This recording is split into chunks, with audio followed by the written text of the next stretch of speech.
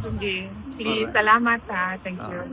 VP Inday, Yes. welcome back to the Netherlands. Magandang araw po sa inyo. How are you today? Thank you. I wouldn't say I'm happy to be back because of the situation of President Duterte, but I'm happy to see all of you again, and happy springtime sa inyong lahat. I am very well and okay. Thank you, VP. On behalf of the Filipino community all over the world, welcome back and we're glad to see you again. Yes, I'm happy to see first-timers as well. And first timers in the Netherlands, ma'am, no? Yes. So, We were here actually last year. Yeah. Oh. We bring some cakes. Oo. Birthday si Tatay. Oh, salamat.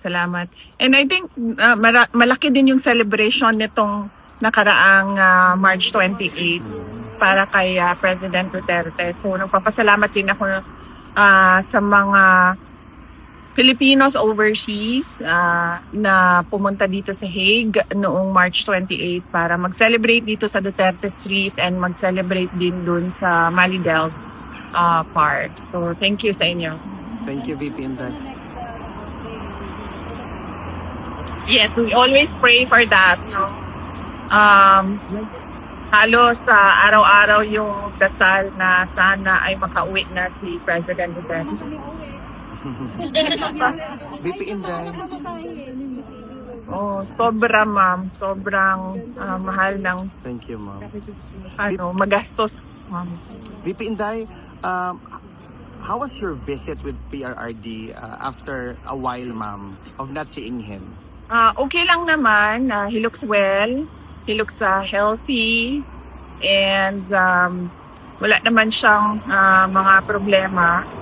I suggested na magpa-physiotherapy siya.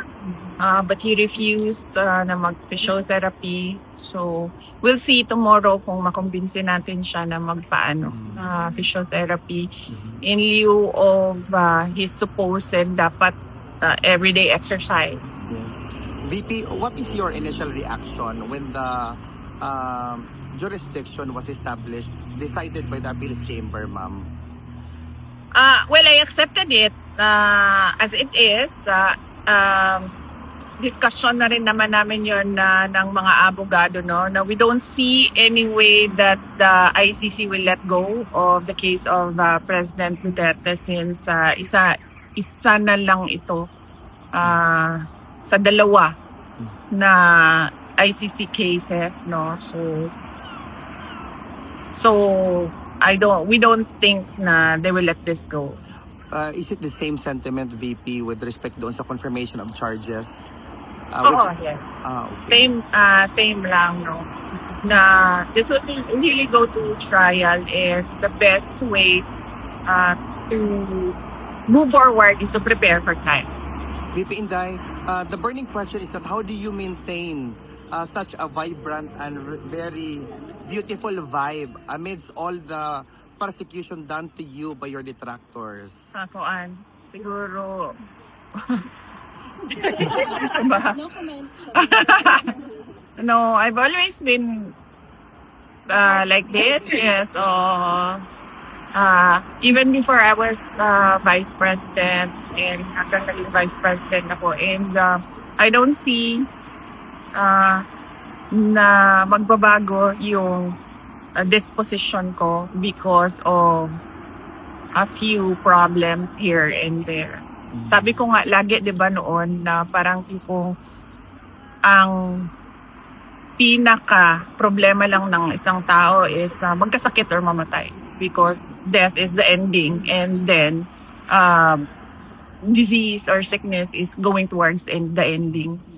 VP, just to be political also, what is your position? A lot of people, especially individuals na talagang gusto kang ma-impeach, are already spreading statements sa social media or sa mainstream media that you will be impeached and there will be impeachment sa Senate against you.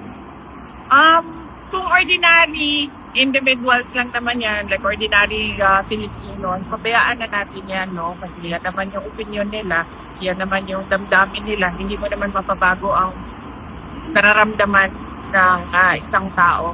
but it is different siguro kapag congressman na yung nagsasabi or senator na yung nagsasabi. Kasi magtatanong ka, bakit sobrang sigurado ka na Yes. tapos na ito? I was about to ask VP because Representative Ridon actually even made mention in an interview that you're very clear na talaga that there will be 106 votes which is required for the articles of impeachment na ma-endorse doon sa Senate. Oh, well, hindi ako makakomment sa kanyang mga nalalaman kasi hindi ko alam kung ano yung alam niya. Okay. VP Inday, just to conclude this interview, VP, no, para siguro jet lag ka pa. Wala, okay lang ako. Okay lang. VP, what's Natulog ako ng maayos. Okay. Hindi mag-jet lang. VP, what's your message to the undying, unwavering love and support to the former president and to the Duterte family, to you and your siblings as well? Yes, oo. Undying din yung pagpapasalamat sa lahat ng mga kababayan natin. In fact, kanina, as you mentioned, to bring the message to him, sabi mo, hindi kayo susuko. So, pinaabot ko din sa kanya, sabi ko, nagsabi sila na hindi sila susuko. At sabi niya na sumuko na daw kayo. Kayo. Well, hindi ko alam kung joke yun or hindi. But miles away for him. for PRD, I would take it as a joke. And of course, ako personally, yung lakas ko lang talaga galing talaga sa mga tao. Sa totoo lang, iniwan na siguro ako lahat ng mga kaibigan ko na politiko, pero hindi ako iniwan ng mga Correct. kababayan. So, in politics, what we are Yung here for kami. you, Correct. Ako. no matter what. VP, another statement coming from perhaps sentiments by the Filipinos. Are you ready to become the next president of the Philippines? I'm already a presumptive candidate because I declared my intention to run for the next presidential elections. We can only pray that there will be a presidential elections on 2028 and it will be honest, orderly, and peaceful. On behalf of the Filipino VP, mabuhay ka, mahal ka namin at asahan mo ang suporta namin. Duterte! Salamat. Mabuhay ka, VP.